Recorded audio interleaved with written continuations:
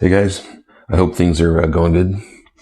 I'm sitting here looking at this weather map from NOAA, and it looks like a cold front is moving into the area, and I think it's probably going to be the end of our gardens. So I'm going to head outside and take one last look before the cold weather gets here. I've got the tomatoes here.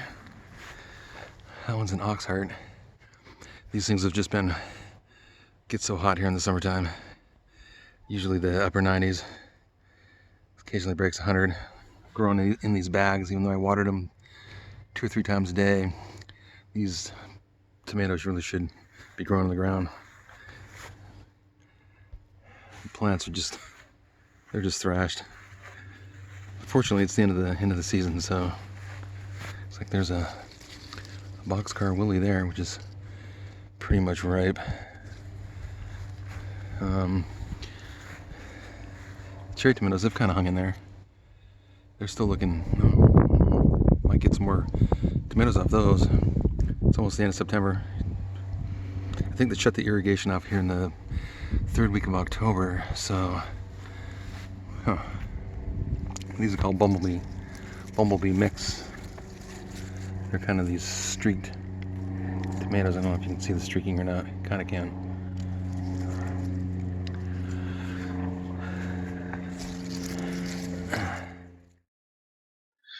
So the tomato plants look thrashed, I know. And they look like a Christmas tree in April, what can I say? But despite their appearance though, they have produced tomatoes like this all summer long. Got cucumbers, Marketmore 76 and straight 8. They did not like the summer heat, nor the bags. They put on a little more growth, but it's since started to die back. So I've got that plane flying overhead. This was it's a white cucumber. Doesn't look too white. Looks kind of yellow, but they do turn white. These are equally thrashed. I've got my son's peppers. I don't know exactly what ones we're looking at. He's got 7-pod, Trinidad scorpions, Carolina reapers, ghost peppers.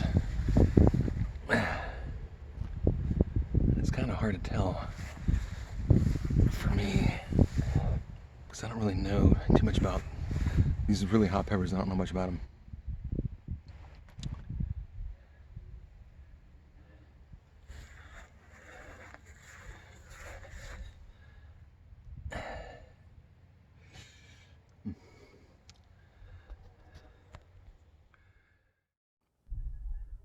These are my son's hot peppers. He has incredible heat tolerance, and he loves growing these things, and he makes Reaper jelly out of them. But whenever he taste tests these things, even just the smallest amount, it lights him up. I would think that maybe Smokey the Bear is going to show up, or I'm going to have to drive him to ER.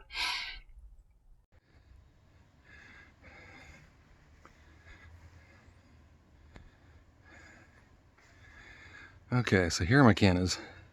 My wife posted these on her social media and on some gardening sites, and man, people really love these things. They're probably about, I'm standing at the base of them right now, they're probably about, well, I don't know, 9 or 10 feet tall.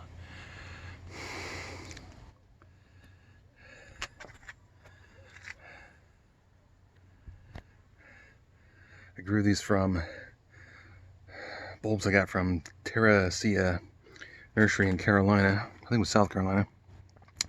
And there was 15 bulbs for $16 and $4 for postage and handling.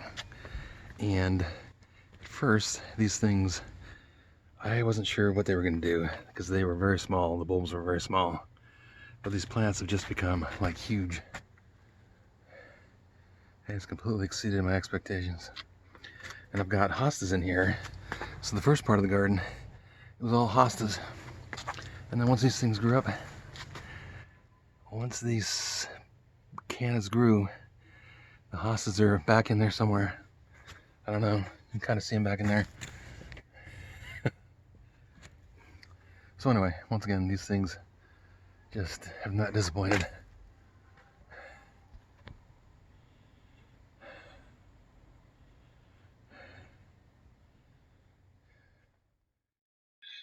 This is what the cannas looked like in June, and in just a couple of months they grew to a gigantic size. If you want a tropical like bang for your buck, these are definitely the way to go.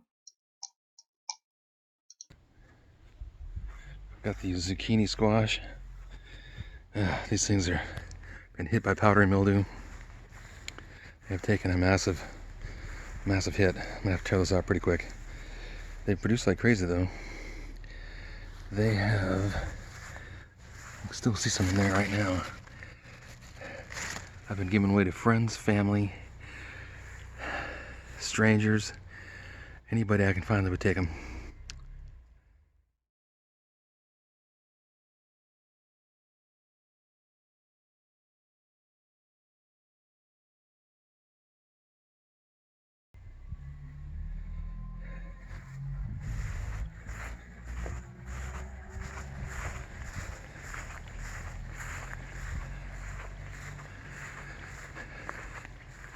Got the pole beans down here.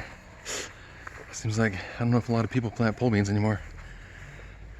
These are pretty gone. I'm gonna have to tear them out here today, I think. They produce beans all summer. Unlike bush beans, you plant those and they grow, you harvest them, and then that's it, tear them out, put in a winter crop or whatever. There was a Fortex and Kentucky Wonder. And then I got this nasturtium here. It came up on its own. I didn't plant it, it's a seed from last year. And I've got the coleus. These things are very colorful. I think they're better than the flowers. I started out with 4 3-inch containers, and I didn't know if that was going to be enough. I thought they would be just overgrown by the, and then I have a sweet potato vine. That one grew through the fence. It's supposed to go up. Instead it went through. So yeah, coleus, they are definitely the way to go if you want color in your garden. I'm planting more of these next year.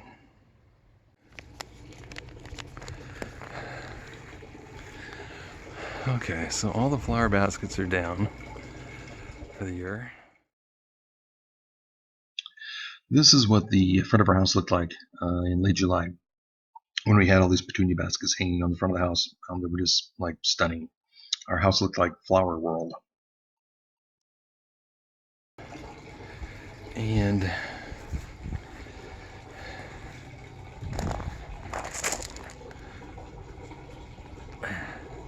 it's called Marilyn Monroe.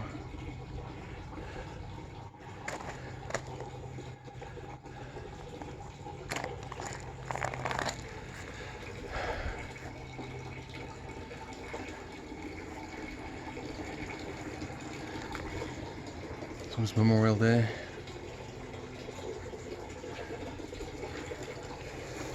And this one is Baboom. It's hard to get that orange. Yeah, definitely orange though. And this is Dressed Up.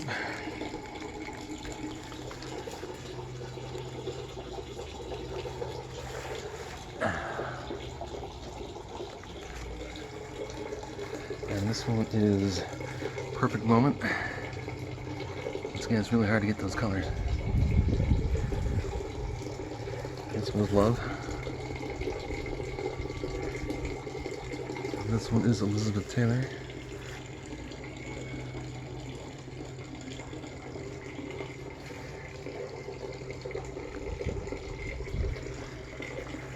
And this one is called Summer Love. There's not too many of these left. At least not yet. I'll try to find anything. There you go.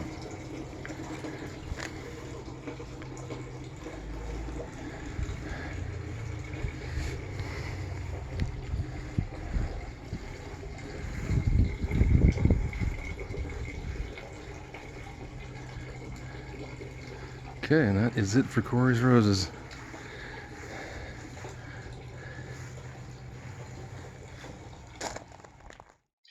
I've included some close-ups of my wife's roses She selected each one with a lot of thought and care. And it took a lot of work to get these things planted and then to prune and fertilize them all summer long. But it makes her happy, and because she really loves roses, so I was glad to do it.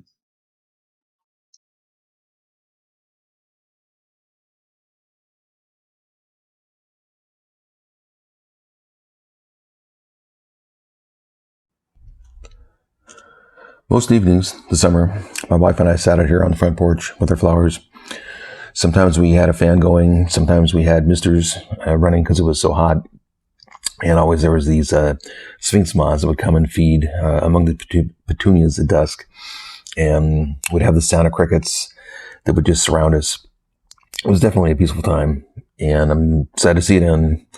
But I look forward to next January when we sit around the kitchen table looking at seed catalogs and planting our gardens all over again for next spring. Thanks for watching, and don't forget to like, share, comment down below, and subscribe.